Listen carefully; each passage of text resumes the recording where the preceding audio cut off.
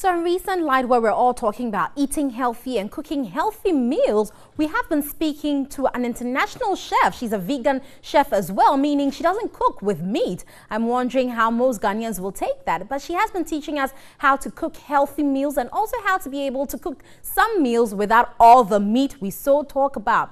Let's watch this exclusive interview with Pean, an international chef acclaimed at cooking vegan meals. Let's see this. Hello people, some say food is man, some say what you eat is what you are. Some say we eat to live. Some say what you eat and how you eat it could perhaps prolong your life or end it quicker. We got news. Eavesdrop that Will Smith's personal chef, Pean, is in town. So well, let's find out where she is, ask her a couple of questions, what it feels like cooking for a celebrity, and whether or not our food can kill us or can make us live longer. So we got to know that her temporary home is here, out there somewhere. Come with me, let's find out. If we can,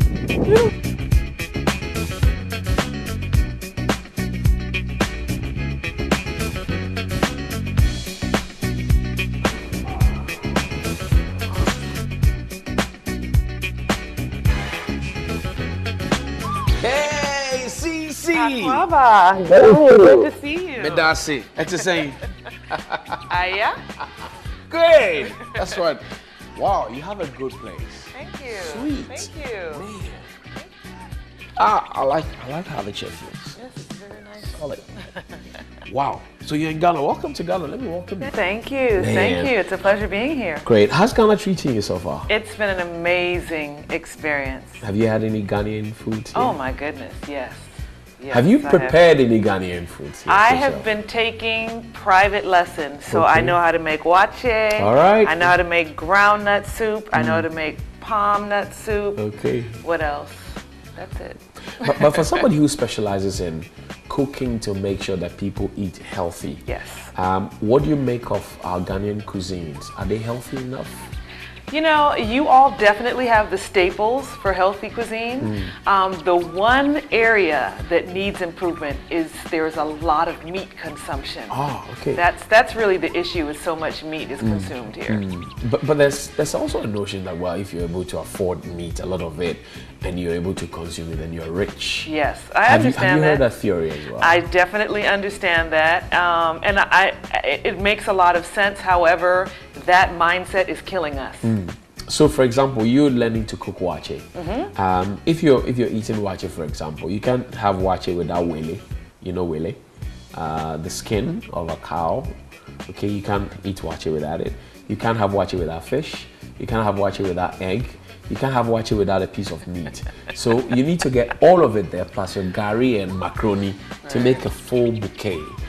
And you say there's so much meat in there? You know, it's about moderation. Okay. It's about moderation. One of the things that I've learned from being here is it's not realistic to think that people are going to abandon everything. Okay. But it's moderation. So instead of eating meat 3 times a day, or instead of having a dish that has cow skin and fish and things in it, just have one. Just scale it back a little bit, and your body, your heart will thank you. Are you saying these because you're a vegan expert? Is that it? Well, no, it really is about health. It Okay. really is about health. Okay. Even when I did consume meat, I didn't consume a lot of it. So I think the challenge that we as people of color face, most of the diseases that we suffer from are directly related to what we eat. Okay. So we need to focus on what we're eating in terms of fighting disease. In essence, we're buying disease with our money. Absolutely. Absolutely. So what should the average Ghanaian, working class, what should they be engaging more in terms of food? Well, you all have some great consommé. Okay, those consommé. are those are super rich, antioxidant, nutrient-dense greens. Okay. So that's great. The agushi is great. There are a lot of things, of course, plantain, the cocoa yam, Okay. all of those things that are part of the natural, even how fufu. Yeah. That's fine, but it's not eating so much meat with it, not using as much palm oil with it. Okay. It's just cutting back a little bit. I think those changes being made will help people. How long did it take you to master all these things you're telling me? You're telling me about kontomire, wache, fufu, agushi, and everything. How long did it take you? Oh, I haven't mastered it. I haven't mastered it. I would never claim that, especially here in Ghana. Somebody would challenge me and I would probably fail terribly. Okay. But I have a great appreciation. I've been eating, my dad is from Liberia. Okay. He's a crewman from Liberia, so I'm very familiar with cassava leaf and all. I grew up eating those things. Right. Yeah. Let's talk about growing up, since you brought it up. Where did you grow up? I grew up in San Francisco, California. I see. I'm a California Did girl. you have a bit of Liberian blood in you? Yes, my father's Liberian. My mother was from Guyana, South America. So I like to tell people that I am the African diaspora. Okay. I'm West African, West Indian, and raised in America. Did you always wanted to be a chef? I did not. What did you want I to did become? not. I was in the nonprofit world. Okay. I was an executive in the nonprofit world doing social work and actually traveled to the continent on behalf of my job. But what I always found was that I was in the kitchen with the mothers of these kids that I was helping get medical care. I was always curious about people's food. Okay. And so I had an opportunity to go to do food professionally. And as soon as I chose that, the Lord just took it, and I've just been going up ever since. I see. So it got to a certain point for you to make a bold decision that this is where I want to go. This is what I want to do. You didn't want to become a lawyer, an engineer, a doctor, whatever it is, well, regular jobs. Well, I have a master's in international relations. Absolutely, which is why I'm curious. I thought about that, but you have to, I had the privilege of being able to follow my passion. Okay. That's definitely a privilege. And I can't say that I chose it necessarily. It was, I lost my job. I couldn't find a job. Okay. I was asked to cook for this church, and I started doing it, and I found out I loved it. And that's what led me on the path. You've been cooking and traveling the world. If you compare, for example, what you find here and in other parts of Africa compared to, say, other parts of Europe, would you say generally Africans eat healthy? Absolutely. Compared to our counterparts in Europe? Absolutely. I have said numerous times that Africa is the future. All of the foods that people are looking to fight disease, to energize them, they're here. Okay. The West is looking here. Okay. So yes, we have it. But what happens is the more money people make, the more processed foods they eat. And there's a term in Liberia where they say kui, like when you get elevated and you get educated, you eat a certain way. But the wealthier Africa is becoming in many ways, it's the less healthy it's becoming. Right. So we have to turn that around. We will turn it around, obviously. So you cook for Will Smith. Yes. How does it feel like to cook for a world-class brand? It was an honor. Okay. It was an honor. He is an incredible man. He is extremely disciplined. And everything that you see him speak of in terms of positivity and mind over matter, that is truly who he is. And that was a great privilege to work with him. So I'm curious. I want to know, how did he contract you to cook for him? God. You went knocking on his door? No. You went cooking for his church? No. What I will say to you is that if anybody's listening and they have a true passion in their heart, I believe if you have a passion in your heart, it's likely that God placed it there. And if he placed it there, he will present the opportunities for you to take advantage of that passion. So the way that I ended up meeting him was, I couldn't have planned it better. Right. But somebody literally called me up and said, hey, he's shooting a movie. Are you interested? And I was like, of course. Okay. Yes, I'm interested. And I ended up working with him for about 5 months. So when he tasted your first food, what was his initial reaction? He loved it. You know, one of the things that's great about him is he loves African food. Okay. He loves really seasoned food. He loves food from the continent. So I was able to bring in a lot of the flavors and cooking styles that I have an affinity for, and he loved them. I see. So what did you cook for him? I'm curious. Maybe you could cook that for him I fixed today. jollof rice for him. Aha, jollof. Yes. Now, let's have a conversation about jollof. What is your opinion? Is it Nigerian? Is it Ghanaian? Okay, so I will say that Ghanaian jollof rice is better than Nigerian. However, End of debate. Nope. No, don't put a caveat. Liberian jollof rice, or as we knew say, where this jollof was rice. going. Liberian jollof rice is supreme. But between Ghana and Nigeria, definitely Ghana has Look me eyeball to eyeball and tell me all the three strands of jollof we have. Ghana, Nigerian, Liberian. Yes. You honestly think that Liberian jollof is better? Have you had Liberian jollof? Well, you tell me about it. Are you going to make me some? I would love to. Okay. So, I see you're married. Let's talk Yes. about family. Any kids yet? No, I don't have any children. I was an older bride. I have two stepdaughters, lovely stepdaughters, and I actually have three grandchildren. But I do not have any children of my own. I see, but I see you love your husband very much. Very much so. Very much so. I was very fortunate. It took a while to meet him, but it was a great decision. How does he come to the table knowing that you're a very busy person, traveling around, private chef? How do you manage the two? My husband is my priority. Okay, number one. He is my priority. Okay. So if that means I have to wake up early or if I have to stay up late. Actually, before I came on this trip, I cooked for an entire day. Packaged things, froze them so he could have things to eat while I was gone. Wow. So you're like a walking factory. Is that it? I guess so. I guess so. I'm blessed, and I told the Lord that I was going to be responsible when He blessed me with my husband, and then that's what I'm doing. So you are in Ghana.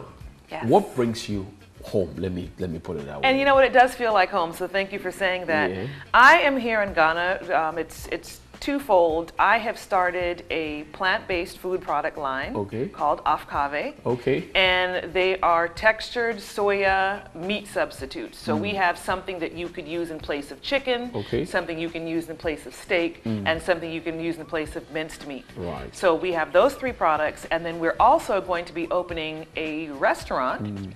And the restaurant is going to feature local foods without meat, but using our products. And then we're just going to have an assortment of different plant-based dishes. Food that is delicious that just so happens to be good for you.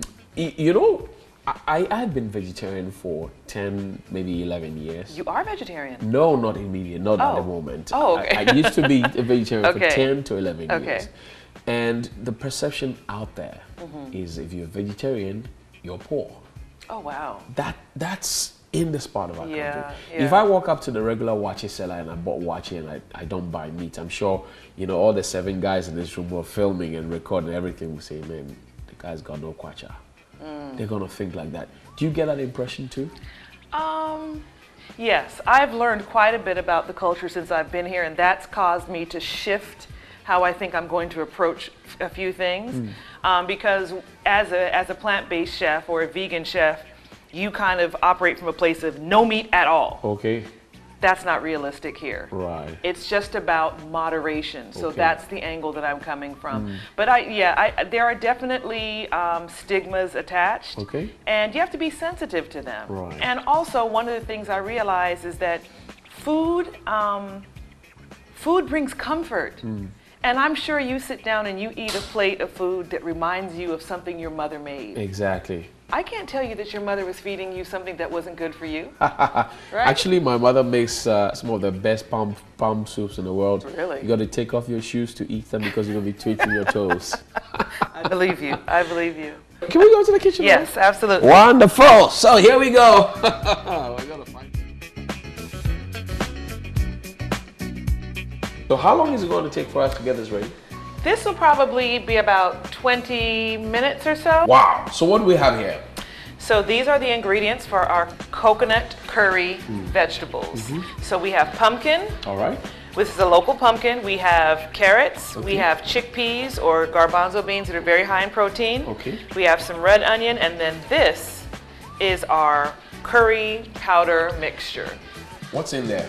So in here we have curry powder, Okay. we have garam masala, we have coriander and cumin and a little bit of garlic powder. That's the magic. That's the magic. That's the magic. And then on the side we're going to prepare some white rice. Awesome. Why do I feel hungry all of a sudden? Can we get started now? Yes, we can. Yes, we can. Okay. So, to turn this on. You can't get this working if you don't have electricity. If you have doom saw, you can't get it. Yeah, doom saw is a disco kind of thing that we're doing. Yes. This is what we Okay, have. so you're trying to get it warm. Yes. Right? Okay. But you're cooking. You have an element of this is that you fight sickle cell. Yes. With food and other inflammatory diseases. How do you do that? Well, listen, interestingly enough, cocoa yam has a nutrient in it called thiocyanate. Okay. And thiocyanate stops the cell from sickling. Okay. And there have been studies that have shown that the African Americans, because of the low consumption of that, actually virtually no consumption, because that's something that's here on the continent, it allows the cell to sickle. So while you're here in the continent, you may have the sickle cell trait, it will never develop to full-blown disease because your diet is so rich in thiocyanate that comes from cocoa yam. Cocoa yam. Cocoa yam. Amankani. Yes. Wow, we should be eating a lot of that. Yes. So you would recommend that to somebody who has sickle cell? Yes, I would recommend that you get back to traditional foods. Okay. Traditional foods. The farther and farther away Black in particular have gotten from the African diet, the more diseases they have taken on. I see. What's this? Coconut milk. Coconut milk. Coconut milk. Wow. I like to use coconut milk because it gives a certain creaminess to food.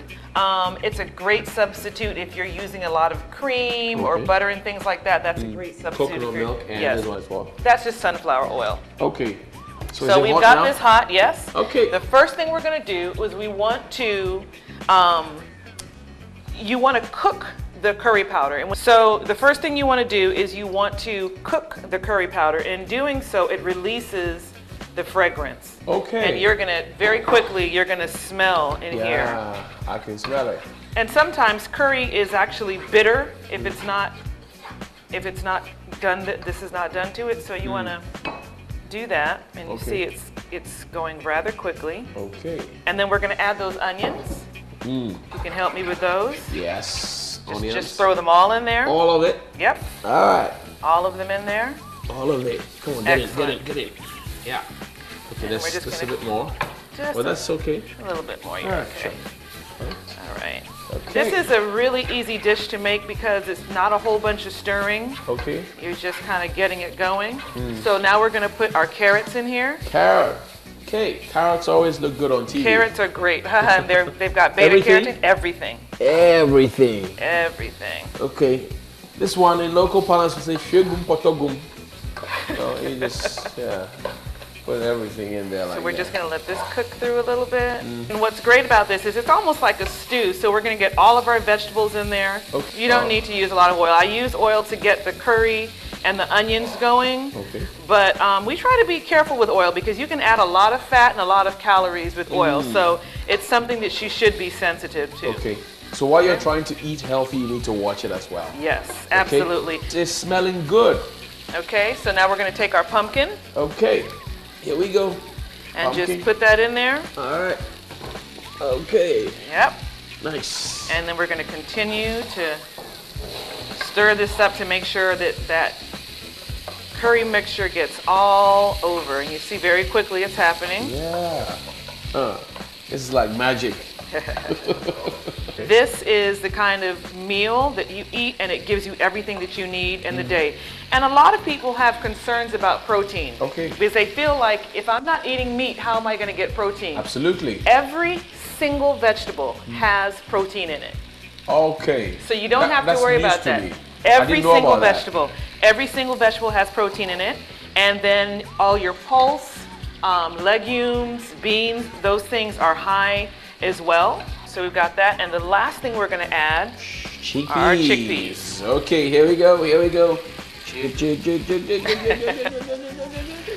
you've added our chickpeas. Yeah. And we're going to stir that up a little more. We're done. Almost there. And so once we get this all mixed up, the last thing we're going to do is we're going to add our coconut milk. Coconut milk. And you know, there's also another thing that I noticed that a lot of people use here are cubes. Cubes are tasty. Monosodium glutamate, yes. You mean?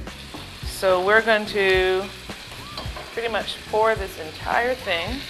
Everything? This is our coconut milk. This is going to be a really creamy food. Creamy dish. Oh. Yep. Wow. So we're going to mix this up. So now I'm going to add probably just a little more liquid to it. Okay. And we're going to cover it. We're going to let it come to a boil. Okay.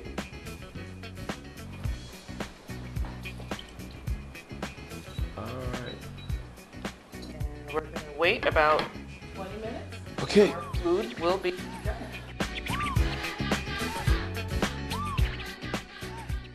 Okay, so the stew goes first? Yes, the stew goes first. I'm actually thinking, all right, so the stew goes first, and then we're gonna do some rice. Some rice, okay.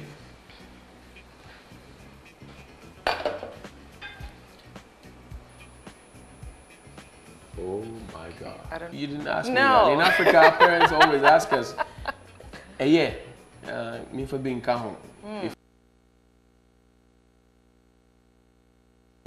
Should I add some more? Then they add some more ladles.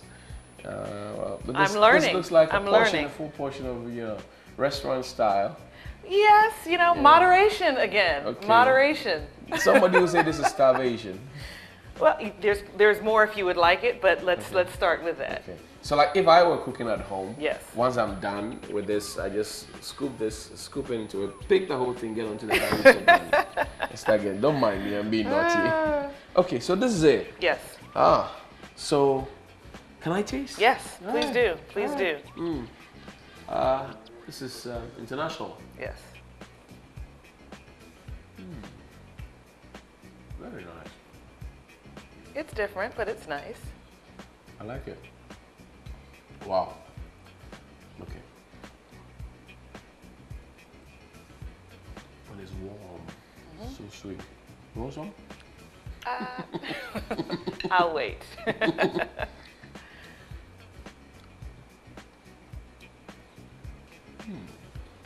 Avoid. We're going to be doing our food in small plates and then in like family style as well, so several people can share and try different things. Our desire really is to expose people to food and to the plant-based options. That's our #1 priority. Cici, it's been a pleasure hanging out with you.